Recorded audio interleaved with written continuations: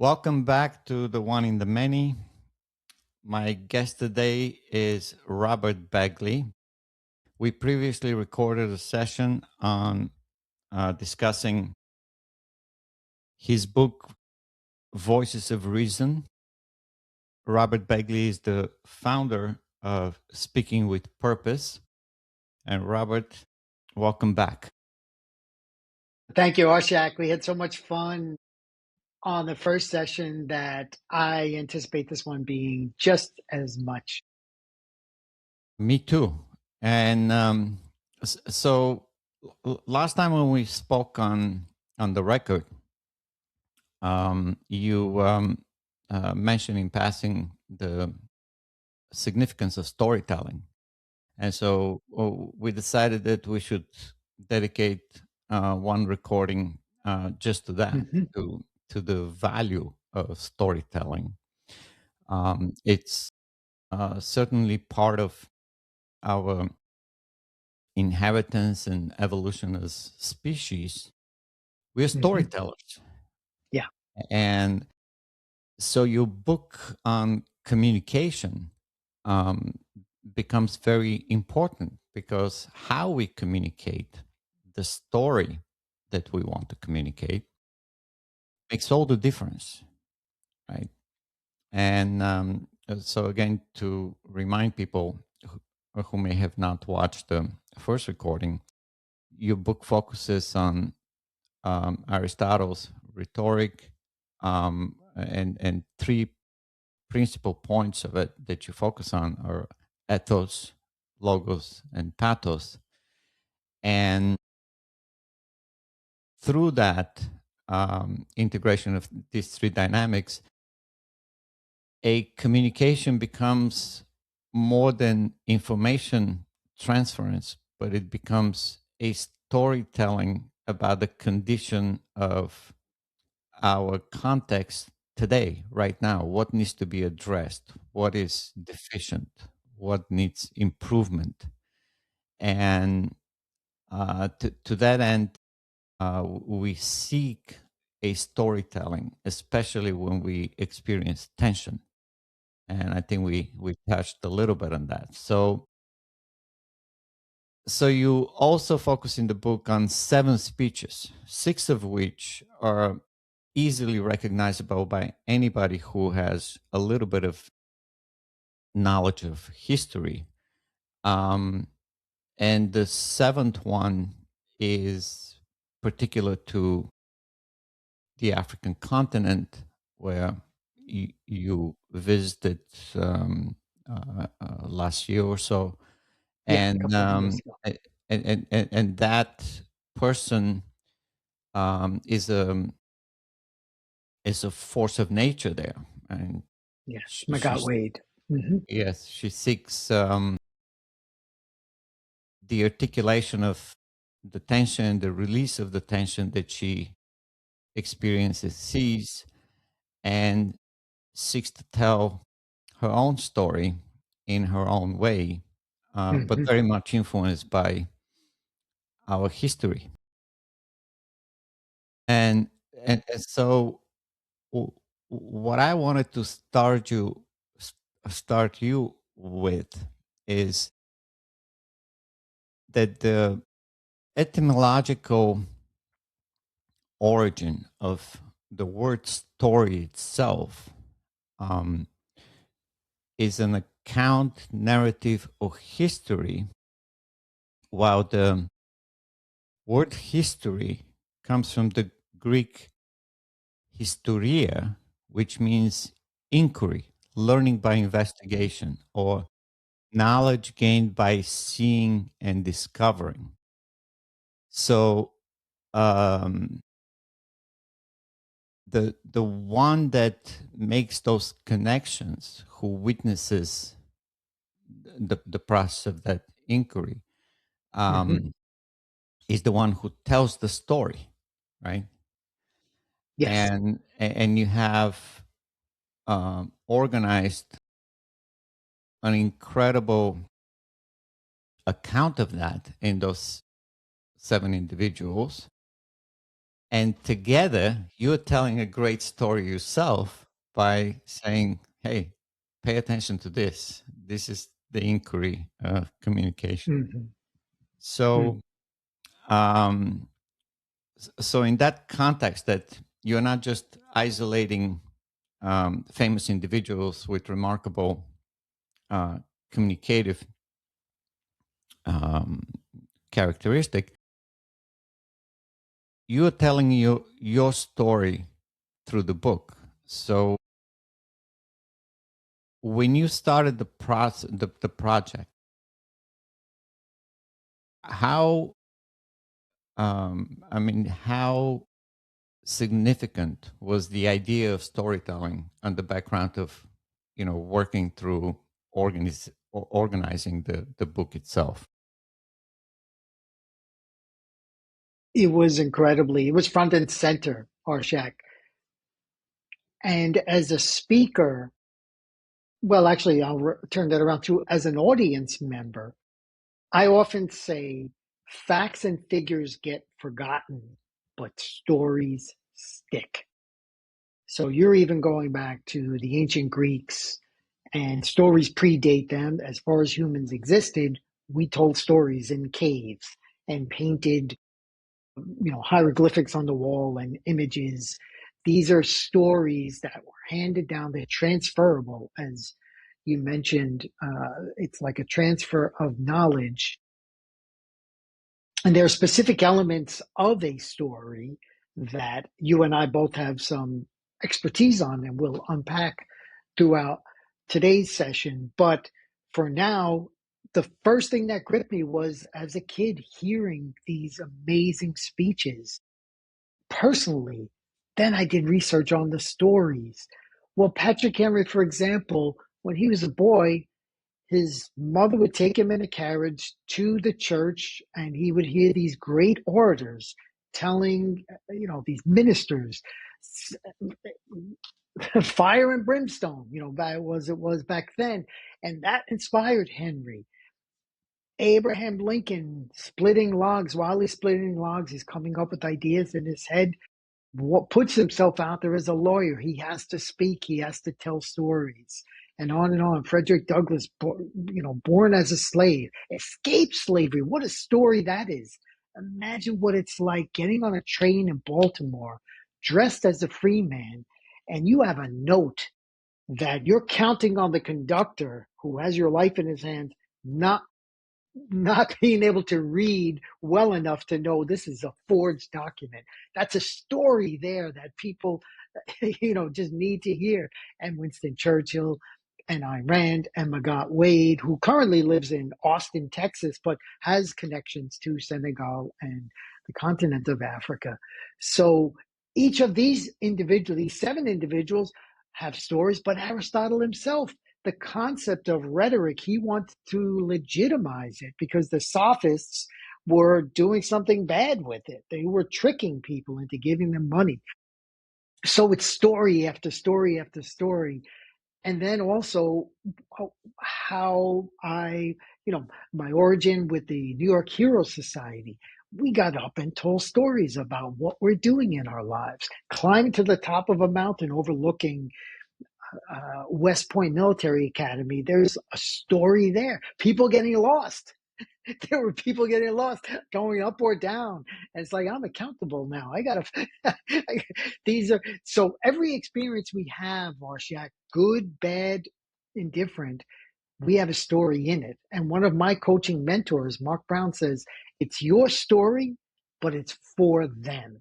So you tell your story, but at some point there has to be this connection where, hey, don't make the mistakes I made, or let my long road become your shortcut so that you can benefit from my failures, so that you can get happier faster, something like that. So it's my story of, say, my failures in this case, but it's for your benefit. If I just make it about Robert the whole time, audiences will tune out.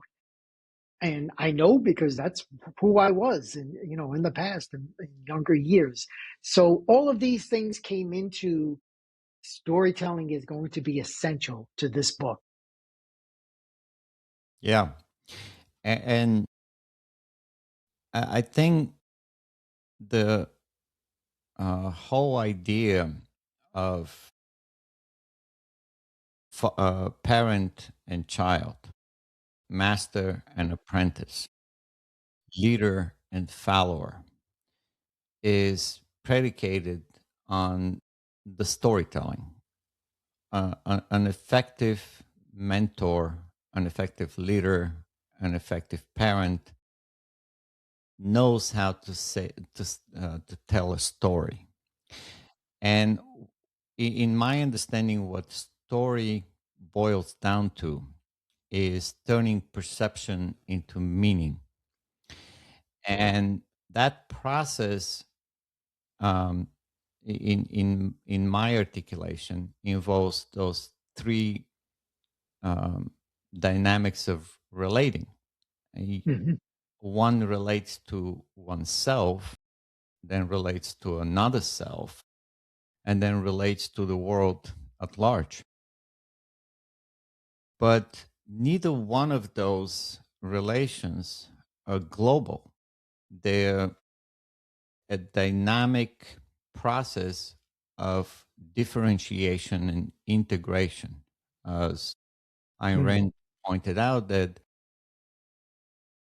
that's what consciousness does. An active process of consciousness is differentiating and Hmm. integrating. So whenever I am aware of my perception, I need to generate it in a meaningful way to myself so it will be related meaningfully to another, and Hmm. it will generate a meaningful impact in my interaction with existence at large in a localized, concrete, particular instance of interacting with whatever the context I'm involved in, be that a master apprentice relationship where Hmm. I'm exploring the development of my skills in a craft or as a musician or whatever it may be.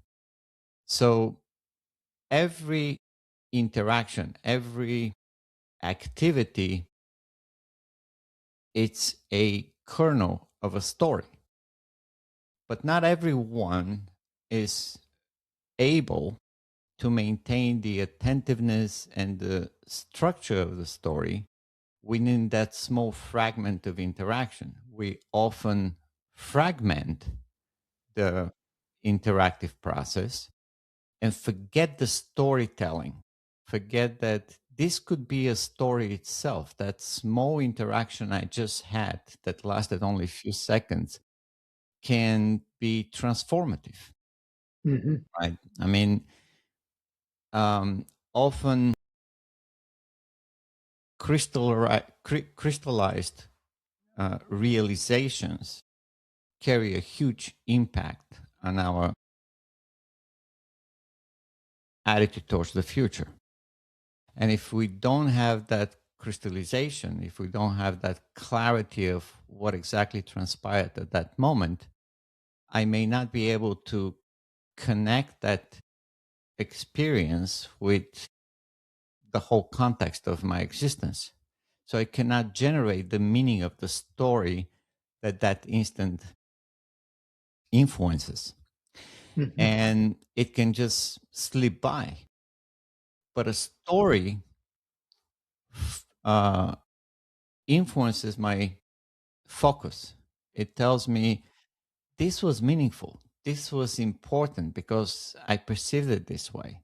And so each one of those speeches that you organized, it's a remarkable story, an attention that everybody lived through, but not everybody was able to articulate in a manner that these leaders, these giants of perception and transformers of that perception into meaning, were able to inspire in everybody else that had some kind of inkling of that tension, but they couldn't connect with the tension in a way that these particular individuals did. And Hmm. so it becomes a very powerful tool to listen to the story, but at the same time, to examine our own story in listening to another story. Hmm. And I think that's what I get, um, I guess, is the most valuable lesson from your book is that just by able, just by being able to develop a good communicative skill, you are able to transform that storytelling into another and to make them focus on the value of the character or the credibility that character Hmm. generates. So to focus on the order of the logical presentation of that credibility, or develop the passion for the value that that order requires. It becomes natural process, but it has to be, I guess, learned or focused on. And so that um, raises the question for me to ask you: in your interaction with your audiences, be that in Africa or Georgia or in the States, wherever you present material, how do you experience the transformation after your presentations? First thing I do, Arshak, I bring my iPhone and say, "Tell me what you thought," and I capture it on video. These are called testimonials. It's because you get that person right at the stage of euphoria and transformation. Like, wow, I'm going to be different now. This was amazing. What I just saw changed my life, and so I want to tap into that as a speaker because that's more important than certainly a standing ovation is knowing you touch somebody's life. And Arshak, when I get up in front of groups, that happens regularly. And there's such a feeling of pride that I'm able to do that, that, we have these callings. I'm like, this is where I belong. Being able to do this, being able to change people's lives, inspire them to take action, not as an end in itself, not just listen to this talk and then you go home and nothing is different. So for me, seeing that across the globe has been a, a great indicator that I need to keep doing this. I need to do this more often. But if I could turn before you got to the question, you really brought up a lot of different points here. Yeah, I So often do there are that. there are two of them that I want to come back to. You didn't Yeah. use the term yet, but conflict. I have what I call like 5 C's of every effective story, and conflict is right there at the beginning. Well, character. So you start off with characters, and then there has to be a conflict. If we just say John walked down the street, that's not a story. John walked down the street, almost got hit by a car, saw two armed men coming out of a bank. Now there's conflict there. His life is on the line, and there we have a story. And while you were speaking, Arshak, as much as I was listening to you, I'm thinking of the conflict I'm going to flip this over, if you don't mind. Before, as soon as we met, this is what goes through my mind. Wait a minute. This man escaped communist Bulgaria, grew up in a communist dictatorship, comes to the United States to study, to go into the church, which is part of his lineage, reads the Fountainhead and is like this is different from these two different gigantic forces that have dominated his life, and now he has to make a choice. These are the kinds of staggering grand scale conflicts that individuals who are conscious, you make it very clear that consciousness is a big part, and being aware of what you're doing, because some people just tend to float, but in your case, you're very focused on where your consciousness is going and how can I direct it. So that's like a major story, like right in itself. Whatever the ending is, the conflict there is bubbling with anticipation. So, but your point earlier, like you were mentioning conflict as without you were describing conflict without actually even saying it. And I'm like, yeah, that's essential to a story. And so yeah, I just wanted to acknowledge that is a big part. You can't have a story without conflict, and we know in literature, what do great authors do? Ayn Rand, even I think Victor Hugo is the best at this. Whenever there's a conflict, he's going to pile on another one that you didn't see coming. And it just makes it so overwhelming for the hero or heroine to overcome. It's like more and more conflict. So therefore, coming back to like Thomas Paine, the more difficult the conflict, the struggle, the more glorious the victory. And that's what we are aiming for. And so when I finish a good speech that incorporates storytelling, where my audience can feel like they were there every step of the way, they come away fired up saying, wow, I will be different now. I'm no longer the person I was when I walked into this room. And that's a transformation that you talk about, because every good story has some kind of the main character, I'll call them the hero, they are different than they were before the story started. If you look at any movie you walk into, any movie, in 5 minutes you see the hero in normal everyday life before the conflict, and then something happens and they have to take action. Joseph Campbell has this whole thing on the hero's journey, which time and time again has been modeled by other by writers throughout history. Yeah. So um, conflict is a great influencer, but conflict also can paralyze. So before you are capable of managing conflict, you are taught um, progressively and step by step, increasing the degree of tension that you must meet in as a resistance in your interaction with another, with the world, and eventually with yourself. We get the most intense resistance from ourselves, and often that leads to the paralysis that we cannot handle the tension that the world or another provides. So I see it as a contextualization of, I mean, the storytelling as the contextualization of the desire to see with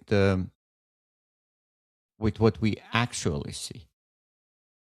And so, yes, conflicts make a good story for Hollywood, but a conflict internally is a drama, right? The Hollywood offers melodrama most of the time. Mm-hmm. Mm-hmm. It's spectacular. It's entertaining to watch somebody overcome some tension from outside, right? I mean, that's Mm-hmm. what. External. We can go Right, external external. versus internal. Right, Mm-hmm. right. So the most popular people in society are the gladiator, the basketball player, the baseball player, the fighter, the MM, whatever, the mixed martial arts, MMA fighters. They they get the I mean they get the most audience, right? It's entertaining, but deep down, it shows that you can overcome something. So the story of the conflict is the exploration of that tension, of finding meaning in the perception of the tension.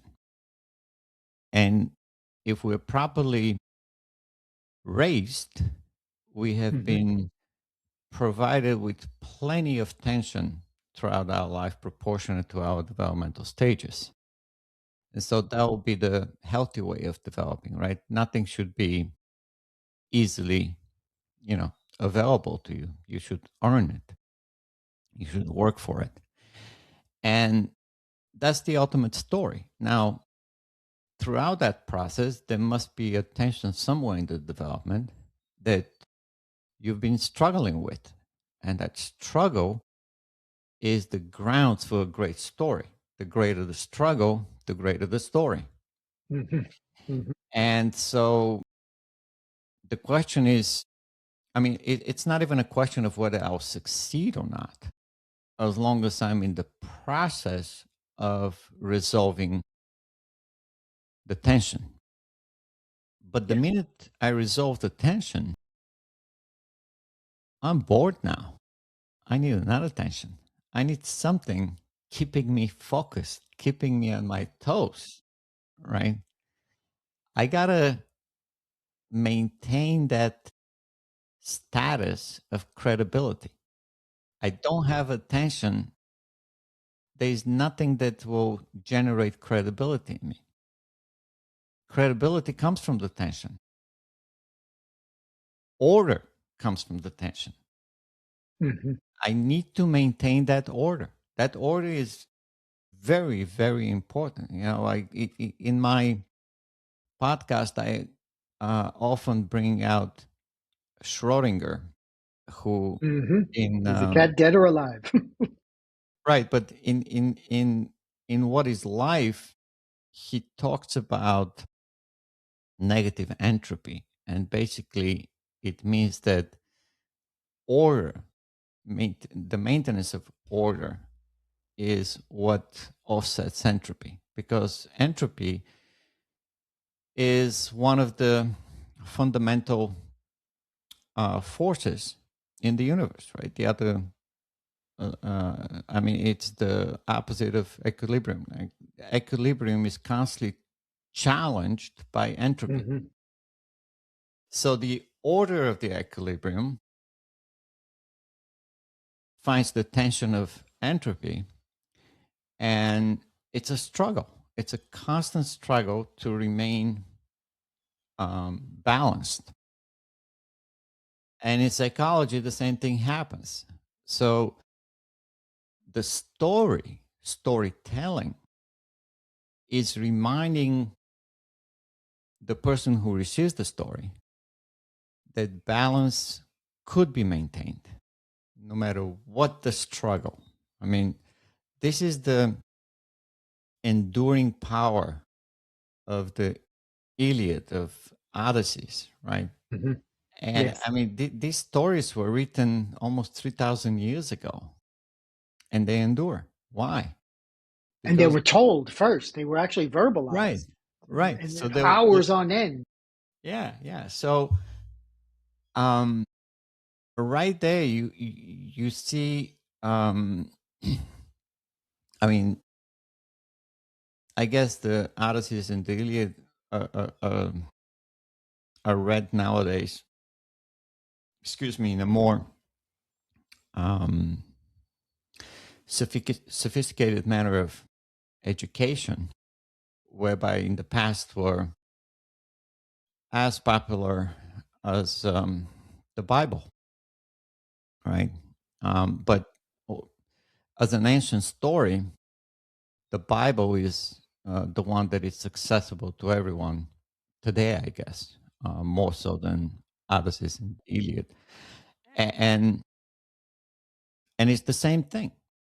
There's a constant struggle, and it's a constant struggle for maintaining that balance, whatever the balance is, whether it's accurate or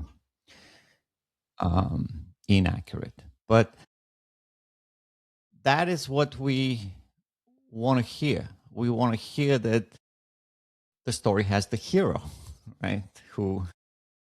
Who is gonna uh, not only maintain the equilibrium, but build on it. You know, come out victorious. And this is what makes the speeches that you selected so remarkable because they're all victorious, right? I mean, with the exception of the last one, which is a question mark. Time will tell whether she'll Yes. be really victorious or not. Hmm. But the other ones won, Hmm. right? They became the hero, and it wasn't certain that they'll become the heroes, that they'll be victorious, right? Their lives were on the line, and you know, Yes. in the case of the individuals who actually got killed, um, there were yes, they were tragically, their lives were ended prematurely, but their success lies in um, in the uh, The in the value, legacy is what right? the Exactly, in the value legacy they is what. created.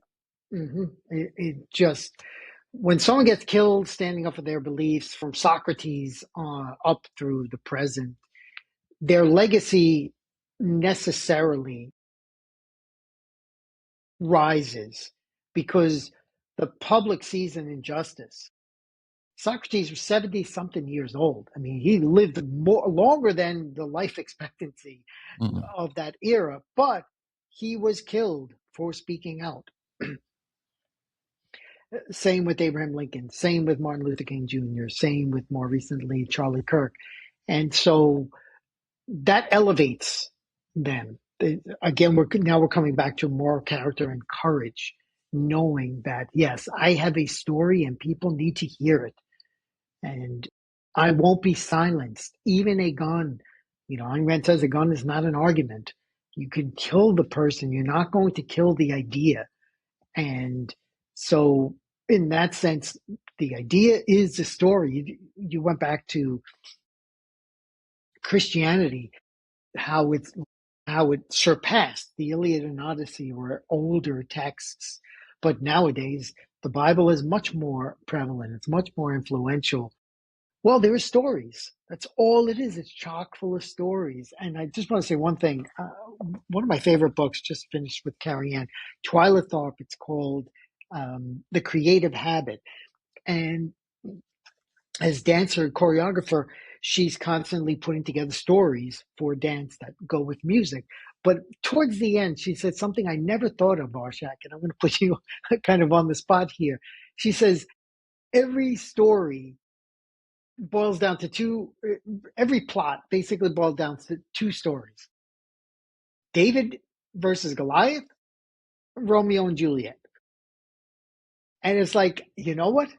I don't think I can essentialize something that, make something that succinct where I get an image. So who's David and Goliath? One main reason the Bible stands uh, so influential is David and Goliath, the underdog versus the big guy. You just mentioned gladiators, all these athletic, all these physical specimens.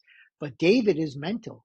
If we look at the magnificent statue that Michelangelo did, possibly greatest work of art ever created, it's right before, David is thinking before he slings the rocks. And so there's incredible story there. And then if we go to even Romeo and Juliet, in the sense that it's love, it's between partners, and there's heartbreak, and there's uh, ecstasy, and then there's some kind of sadness at the end. So I like that crystallization that pretty much every story boils down to your two. I want to see your thoughts on that and how this fits in with what we've So spoken. this is very interesting because if you notice, um, I mean, here you just associated the Bible with Christianity, right? But that's only half the story, Yes. right? That's Being only raised a the Catholic, yes, you're right. right. That's only Being the raised, New Testament. yes. The Hmm. Old Testament is not Christian per se, although as a Christian, you would claim it as Christian, right? Hmm. It's part of God's story. But so this is how I see David and Goliath, especially in the context when you put it in the statue of David by Michelangelo, who is an example of the Renaissance rebirth of that thinking process, right? So what happened? What happened? I mean, if you see the essential conflict between David and Goliath as the essence of storytelling, you focus on the conflict and you focus on the entertaining aspect of the content, on the melodrama, on the Hmm. struggle between I thou, between I eat, but not necessarily the struggle of I. David had no conflict with himself. He had a conflict with some incredible monstrosity in front of him, or with that, huge mountain that I have to climb. I mean, this is like, I don't know when people started going all the way to Everest, but it's not easy, right? So, so the underlying story is not so much the physical fight, but David's ability to focus on what's essential for man, Hmm. that man can fight a lion equally as someone double his size of as a member of the same species, as long as they don't exercise their reason equally the way I could in order to defeat them. Hmm.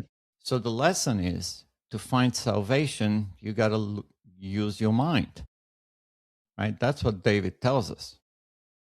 That size doesn't matter physically. What Hmm. matters is the size of the meaning you generate through your perception. And you utilize every tool available to you physically under the guidance of your most essential tool, the faculty of reason.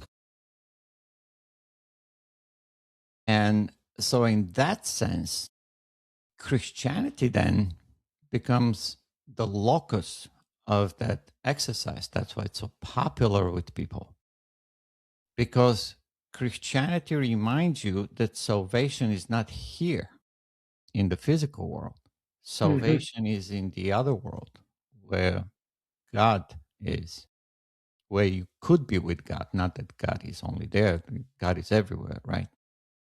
But you could be with Him in this other realm. And how are you going to do that? Through faith.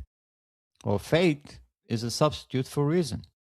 So you have to really focus on the virtue of the mental, the otherworldly, the non physical, in order to get to that state that your physicality experiences as calm, as balance, as inspiration, as con- um, content and fulfillment, right? So that's what they think, that you can fulfill yourself just by thinking about it. And so whatever you do here could be, forgiven in the future, and you can find salvation as long as you do it in whatever manner is described. And so this becomes the I struggle, right? So I'm constantly struggling with myself to make sure that I'm going to get saved, that I'm going Hmm. to get to a safe place, because I'm on this earth for about 100 years, and eternity is much longer than that. So if I don't get saved, Dante, here I come, right? Hmm. So whatever you place me, I'll be a humble servant of the underworld. But so that's one aspect of it. So I don't see it. only as a physical interaction. I see it as a prelude to mental interaction. Now, Hmm.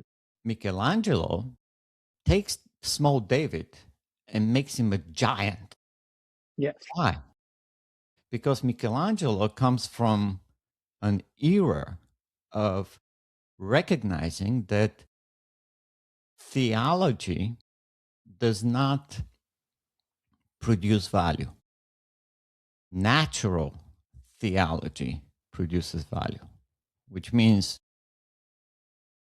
I have to go back to Aristotle to start looking at the world and extracting value from the world through the faculty of reason.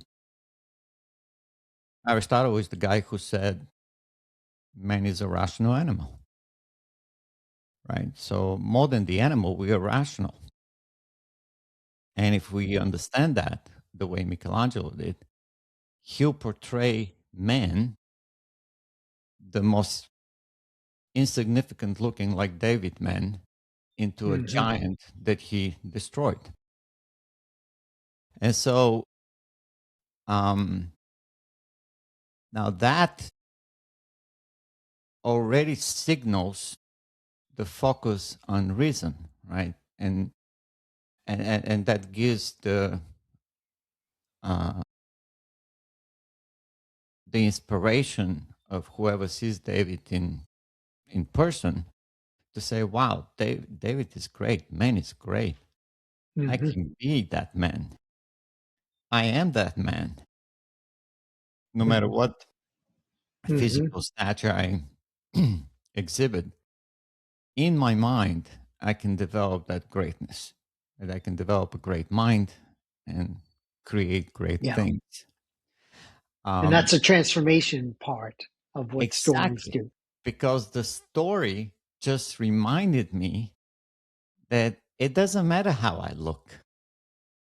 What it matters is what I do with that look. My nature is the same as the one that, is two heads above me, or, you know, a shoulder width wider than me. So, that doesn't really matter. And you see it throughout history that often insignificantly looking people become significantly valuable to the human story in the evolution of the species. So the the reasoning mind is what counts. And so how does that relate to Romeo and Juliet? Right? It's I mean, who do you fall in love with? Right? Again, Aristotle had it perfectly. It's a mirror, right? You got to see yourself in the other. But then the question really is, who are you? Like, do you know who you are? Hmm. And that's why they had it, know thyself, right? The ancients carved it in stone. They didn't have any denser material than stone, so they put it on stone. So if I know myself, I'll know exactly what to look for to fall in love with. Hmm. And when I do that, that bond becomes um, impregnable. I mean, you cannot influence um, uh, you cannot make the bond break once Hmm. you have that kind of a Hmm. bond. There is no power that will separate these two because they're made for each other. They found each other. They're in love. That's the power of the love story, is that the two become one, and Hmm. often that union generates life itself, right? Yeah. In their Yep. children, Hmm. and the children become the story of that union. The greater the union, the greater the children. The Hmm. greater the children, the greater the adults generated out of it. And so a tragic union is not the story, right?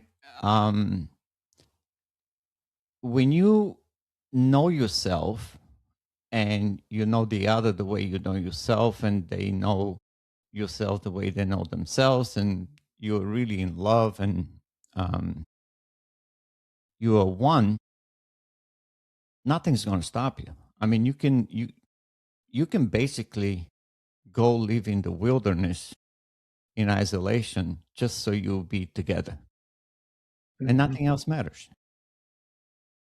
right? And so the story is more than the conflict and the tragedy. The story is really generating the value, seeing the value and generating the value. And for that, we need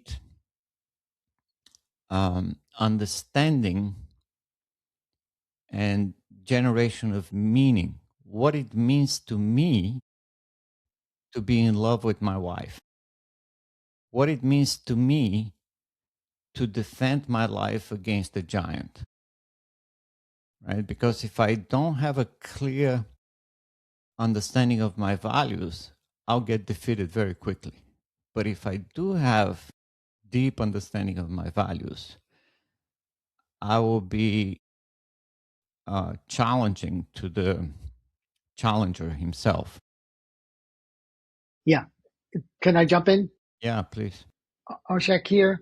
Because so much of what this discussion is about reminds me of, you mentioned psychology, and we got conflict, and just more recently, love.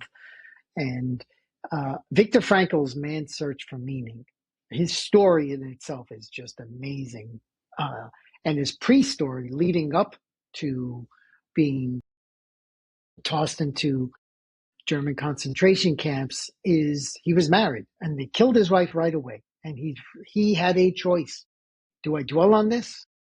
I can't change it. He took off his ring, took off his wedding ring. He's like, if I'm going to live, I need to do this.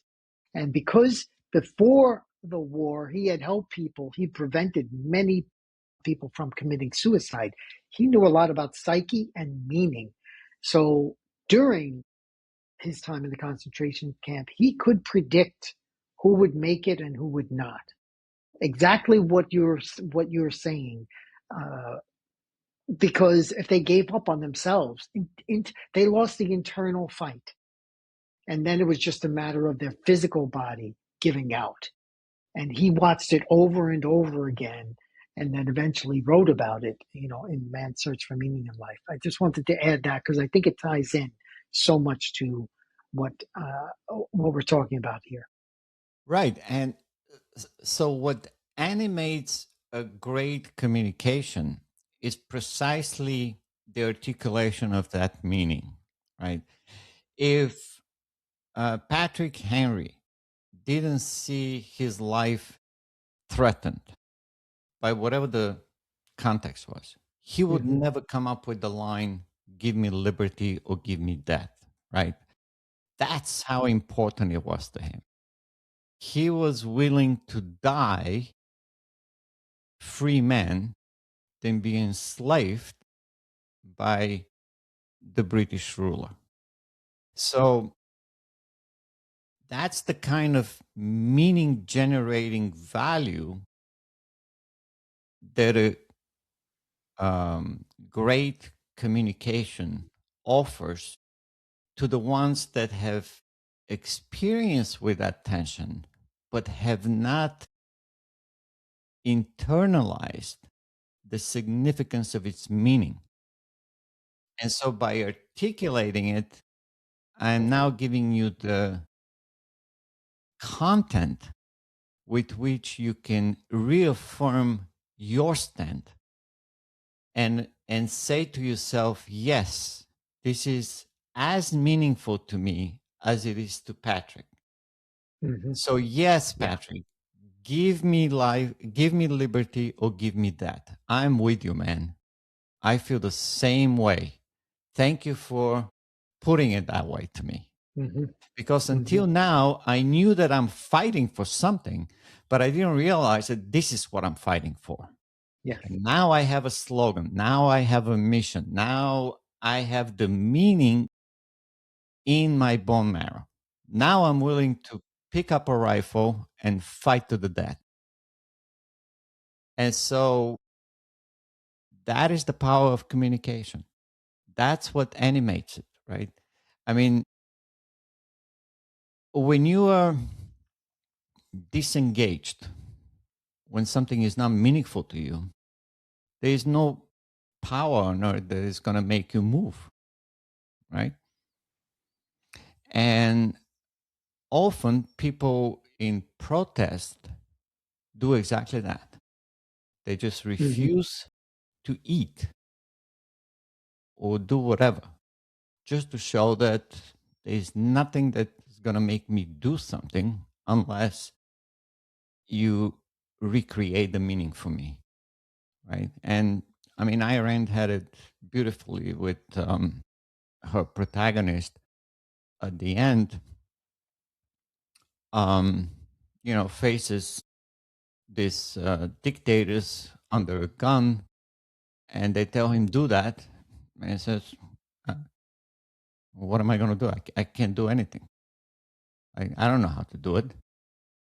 How am I going to do this?" It's like you can't really force integration. You can't force value. It has to Hmm. come from within. No matter how well I explain things to you, if you don't internalize the meaning of that thing, it's not going to work.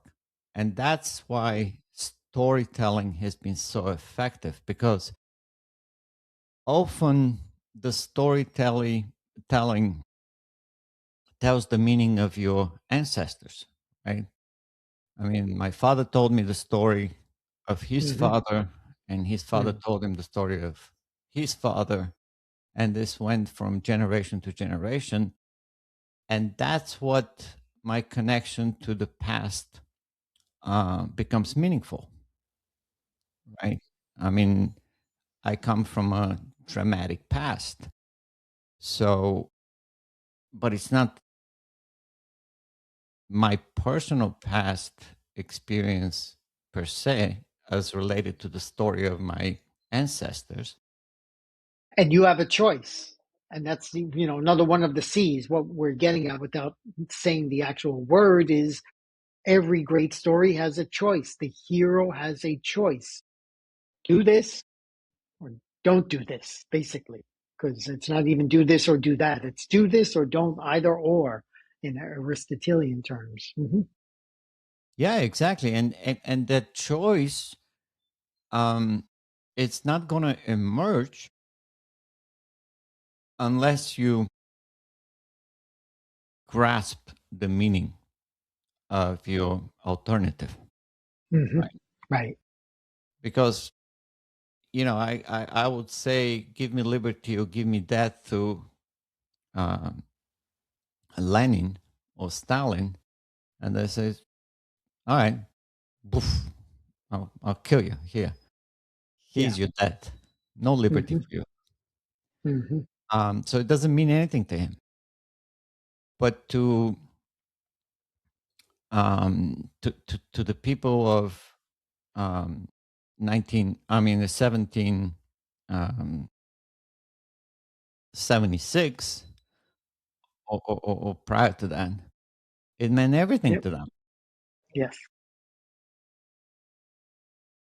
So yeah, choices, i- it's uh, is just as important as the well. Choice is important in another way.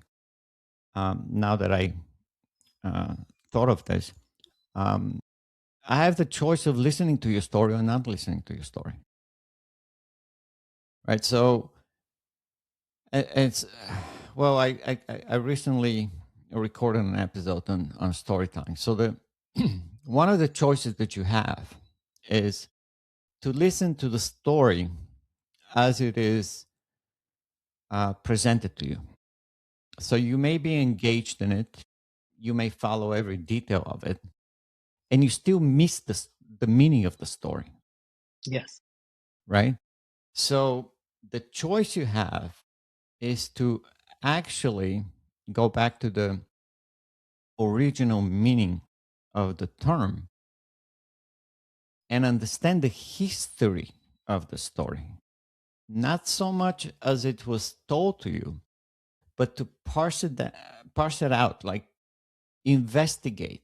What does it really mean? You have to maintain the inquisitiveness to every element that could potentially become incredibly meaningful to you in understanding the background story of the story, right? And for that, you need time. You need time to let your curiosity generate the field of exploration that you can explore more material Hmm. that the story encompasses in its context. And what happens today?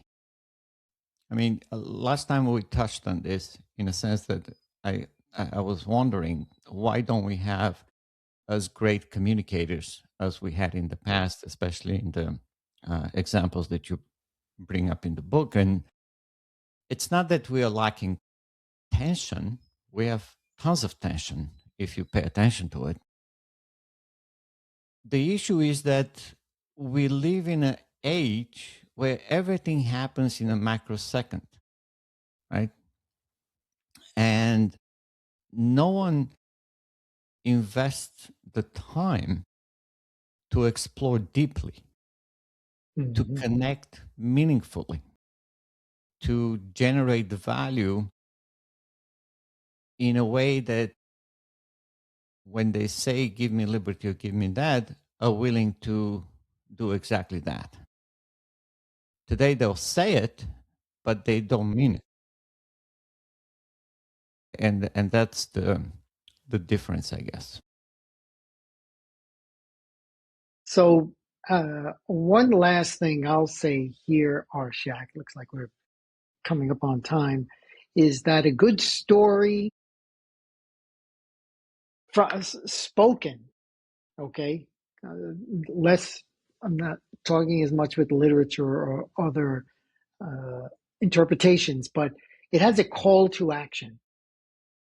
Something, and we just said that. That's basically, Patrick Henry's call. It's his final words: "Give me liberty or give me death." And what he's saying is, you fight for liberty or deal with death. You go out there. Martin Luther King Jr.'s, his call to action is, hey, pay more attention to the content of people's character than the color of their skin. Ayn Rand is saying, your life is yours. Live it to the fullest. Use your mind in military action to these West Point cadets. Every choice you make has repercussions. Do you always follow the manual? Or is there a context where, you know, um, you need to go with what is right, your assert your ethos. So these call to actions are also what makes a story memorable and actionable. And we talked last time about impact. Here's where the impact comes in. The seven magnificent seven in my book each had impacts, some longer than others, some had been around for some greater than, and some lesser. But the impact is what you want that story to do, and that comes with some kind of what call a call to action. Yeah, absolutely. Yes. And you don't know of the impact unless people really respond to that call to action. And um, And you may never see it. You may never see it in your lifetime. It might be on the other side of the world. Patrick Henry wasn't alive when people in Beijing spray painted "Give me liberty or give me death." He wasn't around, but that's the impact centuries later, halfway around the world, different language, different culture. So, shoot for the stars. When you get up, when you communicate, aim high, and have that impact that you might not even be around to see. Yeah, and I guess the lesson I get from this is that when you stick to the essentials, to what truly matters to mankind, um, you always have an impact. When you deal with um, non-essentials, the meaning gets diffused. You don't have a sustaining, enduring uh, influence or impact.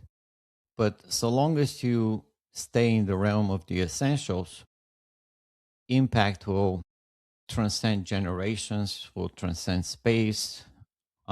It doesn't matter whatever, whenever a human exists, his essence never changes. And and I think that's the underlying value of storytelling, that no matter how we tell the story,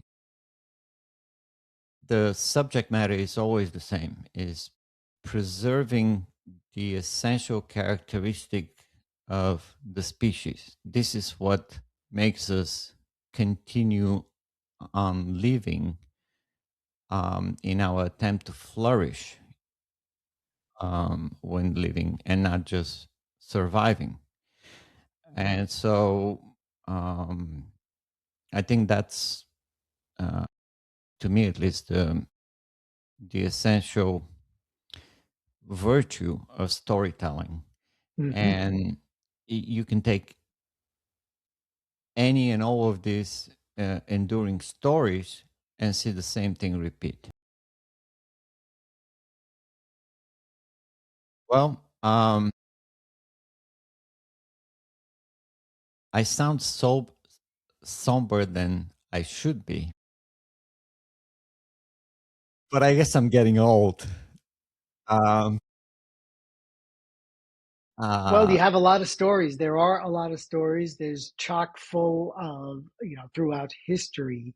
And I feel like the subject warrants, in your case, two podcast episodes. You had your own, and listeners can go back to seeing kind of Arshak's theory and what he's doing it, where he stands. I think that'll help in grasping this one. And then for today, we just, tied it in with my book and some of the heroes there as well. So, uh, but we want to flourish. Like ultimately, the goal is to be flourishing, and that's storytelling is a part of that experience. yeah, so I think in conclusion, what I would say is that find your story, create your story, tell your story, you know, um, have an impact, make a story worthy of impact. Um, and, whatever the uh, content of the story, as long as you have a good story, the content will take a backstage. Mm-hmm. Tell the essential story. Yeah. And my last thing right onto that is why most speeches are forgotten by the next day. You just hit the nail on the head. They're not essentialized. And we do need to essentialize them. So thank you, Arshak. This has been and a real enlightening conversation. Whether you're more somber than you might have wanted to be. There's excitement too, but there's a lot of drama there as well. Well, thank you. Thank you for your time. And again, thank you for You're inspiring these welcome. conversations with your work. And um, Absolutely. despite my sluggish speech today, I hope people will focus on the essential and disregard the lack of entertainment part of the True. speech or expression.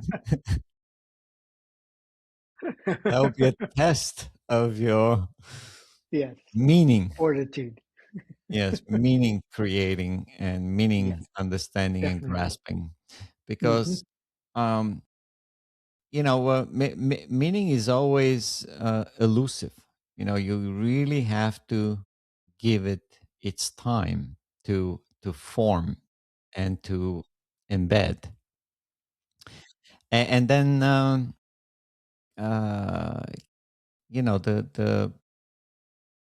the flow of conversation then becomes not as important.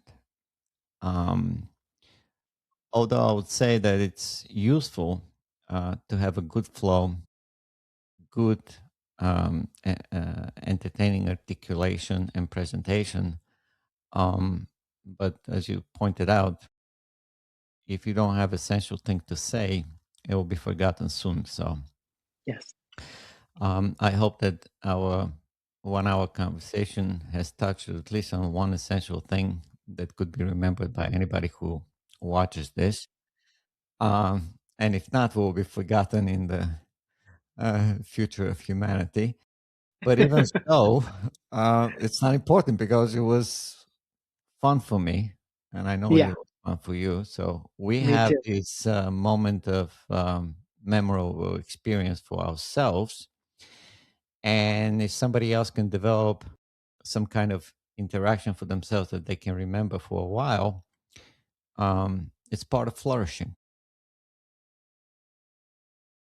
So, Great. yeah, until next time, Thank you Robert, again. thank you. Have a great one.